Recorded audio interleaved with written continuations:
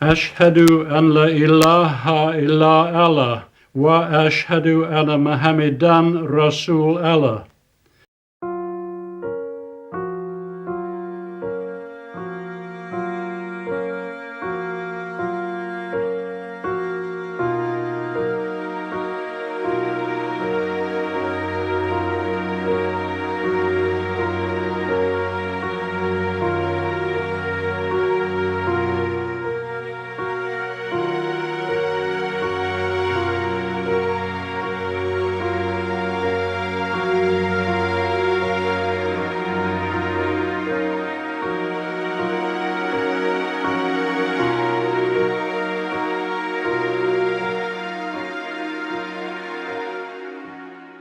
I witness that there is no God but Allah, and I witness that Muhammad is his prophet.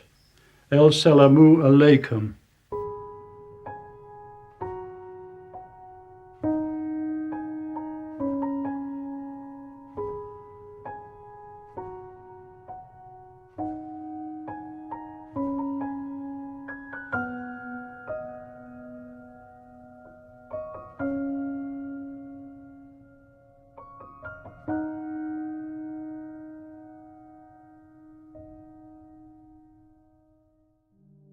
My present appointment as a head of an electrical department in a university in London. For the first half of my life, before that, I worked in industry, the latter few years designing very large electrical machines. So most of my life has professionally been devoted to electrical engineering primarily, also mechanical engineering, and I have spent much of the rest of my time studying and researching in parapsychology, psychical research. I am here in this conference because you, my colleague, and I decided that we would offer a paper on some unusual states of consciousness which are not very much the concern of normal science, but which are certainly dealt with in the Quran and Hadith. I would just like to add that our findings together showed in the paper which has been presented to the conference that this coincides with the Quranic ayat, which I may read in Arabic. بسم الله الرحمن الرحيم الله يتوفى الأنفس حين موتها والتي لم تمت في منامها فيمسك التي قضى عليها الموت ويرسل الأخرى إلى أجل مسمى إن في ذلك لآيات لقوم يتفكرون. We read a paper on altered states of consciousness of the human being called out-of-the-body experiences, lucid dreaming and near-death experiences. We decided to give a paper on a subject which so far has been rather neglected, particularly in regard to the Holy Quran and Hadith. That is, our paper dealt with altered states of consciousness of human beings, states of consciousness different from ordinary physical space. الله يتوفى الأنفس حين موتها والتي لم تمت في منامها فيمسك التي قضى عليها الموت ويرسل الأخرى إلى أجل مسمى إن في ذلك لآيات لقوم يتفكرون. We considered three particular states of consciousness, the first being the out-of-body experience, in which many human beings for indeed many thousands of years have had the experience of floating outside their physical body, in another body usually, but not always, and seeing their physical body lying on the bed, after interesting experiences, later returning to it. that normally takes place with no break in consciousness from getting in bed to finally having the experience of returning to the body. The other kind of state of consciousness that we dealt with was lucid dreaming.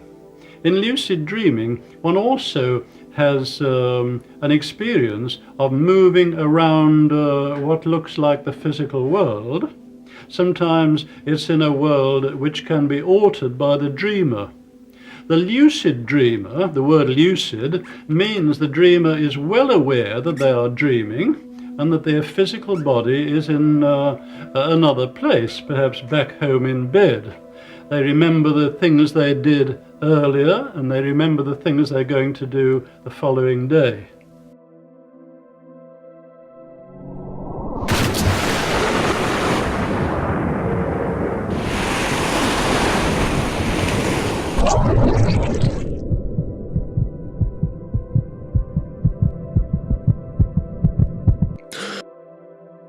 It has been found possible to communicate with a lucid dreamer through the action of their physical body. For example, a lucid dreamer remembers that he discussed an experiment with the experimenters. He can flick his eyes to and fro and produce electrical activity in the muscles which move his eyes, and that will signal to the experimenters in their ordinary state of consciousness that the experiment is about to begin.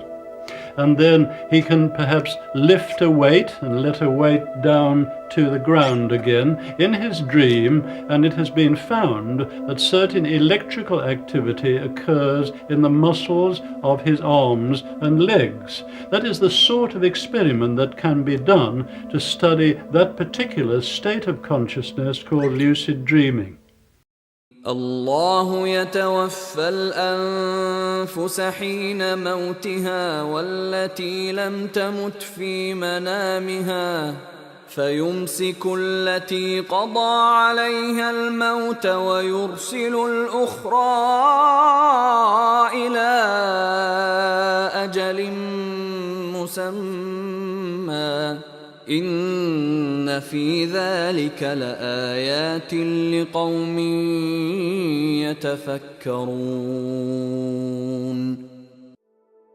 The final of the three states of consciousness we considered in our paper was the near-death experience. During the last 20 years or so, it has been possible for doctors to resuscitate people, patients, subjects who are clinically dead. That is, they have no heartbeat, no breathing, no electrical brain activity which can be recorded. Any doctor would pronounce them dead. Sometimes subjects having an experience of that kind have heard themselves pronounced by a doctor or by other friends around or others to be dead.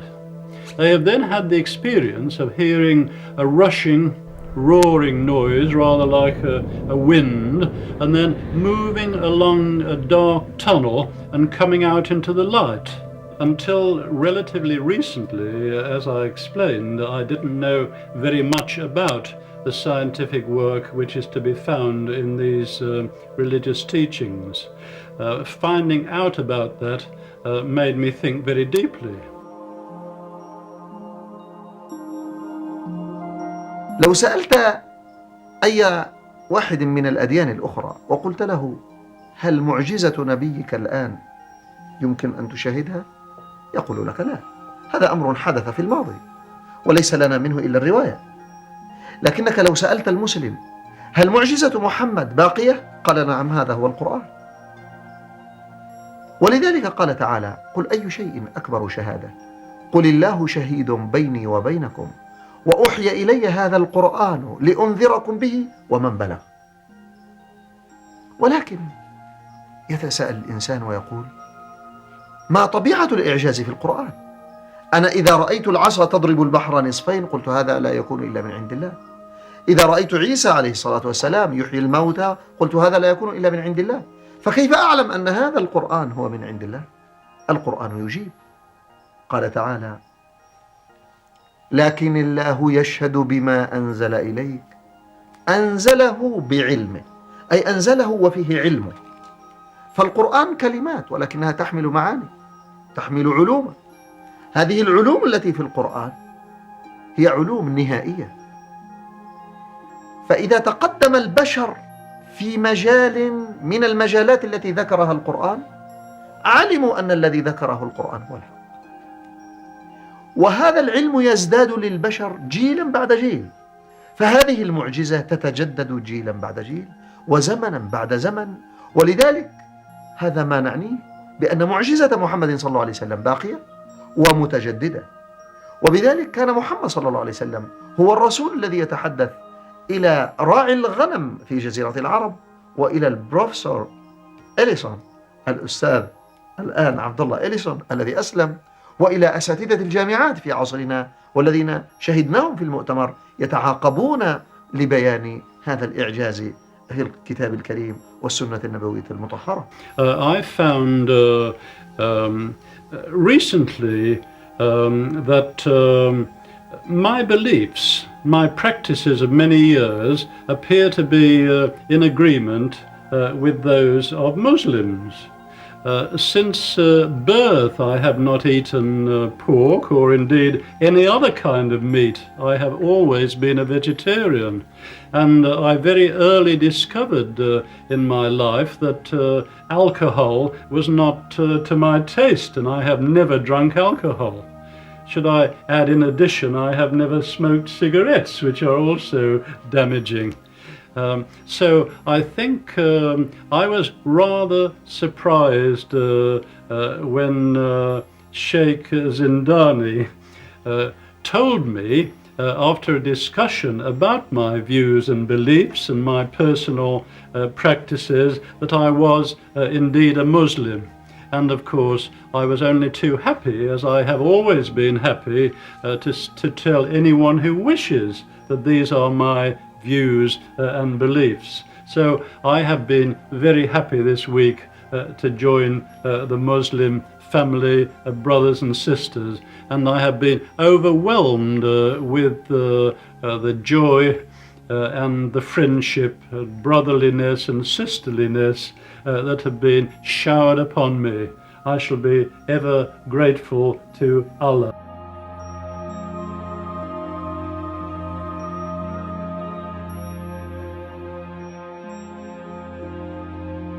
Knots, chains, filaments, cosmic web, networks, all these words are semantically associated with the Quranic word al-hubab.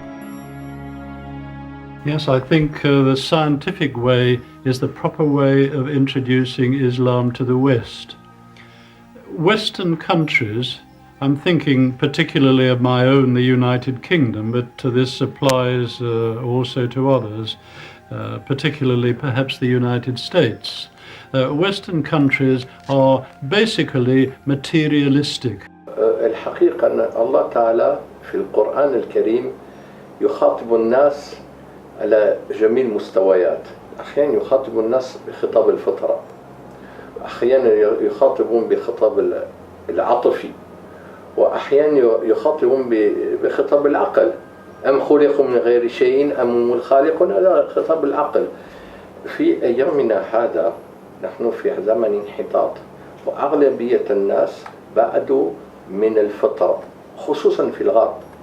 إذا لما تخاطب الناس لا يعرفوا لغة العربية ولا ممكن أن يشعروا بجمال القرآن وليس لهم إلا الخطاب المنطقي، فالبرهان بالإعجاز العلمي يأتي مناسب لأن يصادف عقولهم، لأن هذا الشيء منطقي فعلا. مثلا الآن لما أرى أن القرآن يصف من مراحل تطوير الأجنة في الرحم، وهذا ما وجدنا إلا بالمجهر الإلكتروني في سنوات الأخير، أعرف أن هذا صحيح. People have been educated in our schools to think that science knows all the answers, and anything which does not fit the materialistic scientific picture must be wrong. The current scientific picture, the materialistic scientific picture, in which a human being is no more than a few kilograms of tissues with a little computer at the top, and the universe is no more than all these objects separated around us in physical space.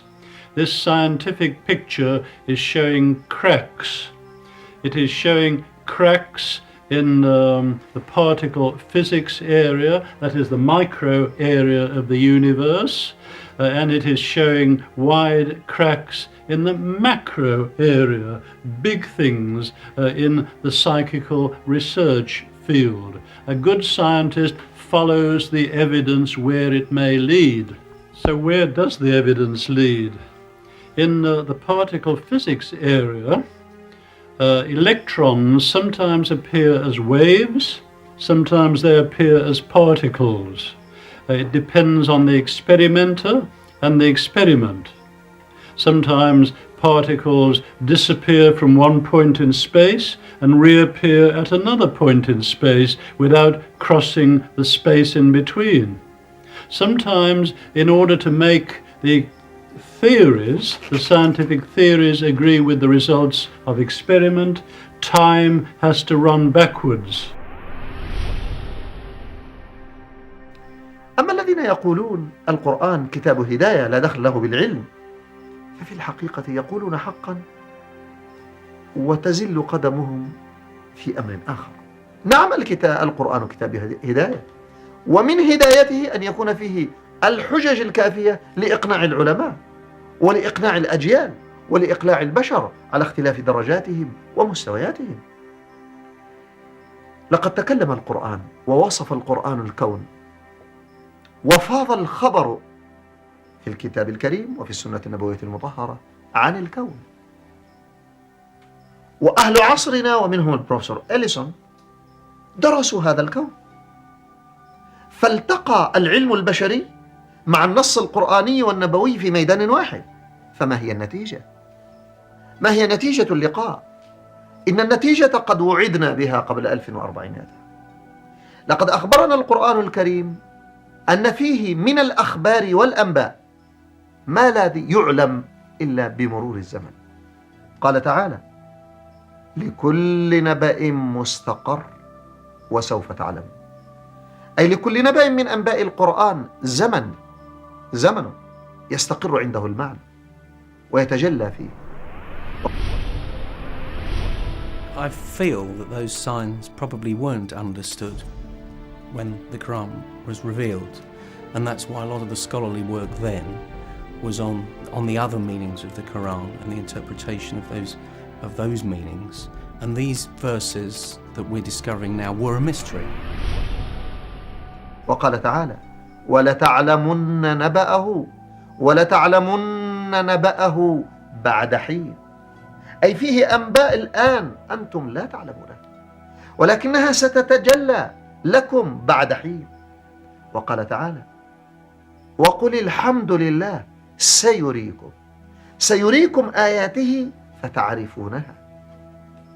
أي أن هذه الآيات التي كانت مسموعة للأجيال السابقة أصبح الكثير منها لنا مشاهد، فجمعنا نحن في عصرنا في الآيات الكونية بين السماع من النص القرآني والمشاهدة من الواقع الكوني.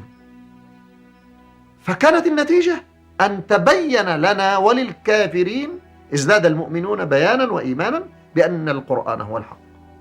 وأما الذين لا يعرفون القرآن، وأما الذين لا يؤمنون بالقرآن، وأما الذين لم يصل إليهم الإسلام، فإن هذا طريق قوي لتبين أن القرآن هو الحق. وهذا الذي حدث للبروفيسور أليسون، عبد الله أليسون. In the macroscopic area of psychical research, human beings are in touch with one another and with the universe without the normal five senses coming into it. This is called telepathy. Human beings sometimes know about the future without any normal deductive process. This is called precognition. Human beings in full and normal state of health have interesting and unusual states of consciousness in which information about the physical world can be acquired, which is not normally available. All these well-ascertained scientific facts show that the materialistic basis of science is flawed, that the physical world is not nearly so simple as it appears, that time and space are much more complex than we think. These are showing us clues that there is a great deal more to be discovered. This is breaking up materialism by that rigorous, objective, scientific method which led to materialism in the first place, and leading to a more balanced material and spiritual life.